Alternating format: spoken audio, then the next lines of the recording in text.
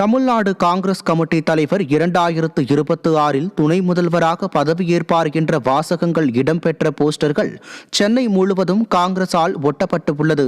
திமுக கூட்டணியில் சலசலப்பை ஏற்பட்டுள்ளது.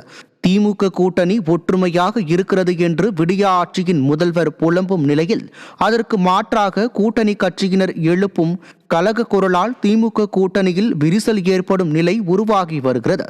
விடுதலை சிறுத்தைகள் கட்சி நிர்வாகிகள் 2026 தேர்தலில் அதிக தொகுதிகளில் போட்டி, ஆட்சியில் பங்கு என்ற கோஷத்தை எழுப்பி திமுக தலைவரை நிம்மதி இழக்க செய்துள்ளனர்.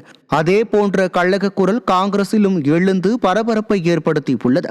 அக்கட்சி சார்பில் சென்னையில் ஒட்டப்பட்டுள்ள போஸ்டர்களில் 2026 காங்கிரஸ் கட்சி தலைவர் துணை முதல்வராக பதவியேற்பார் என்ற வாசகங்கள் இடம்பெற்றிருப்பது திமுக கூட்டணிக்குள்ளும் கடும் அதிர்வலைகளை ஏற்படுத்தியுள்ளது.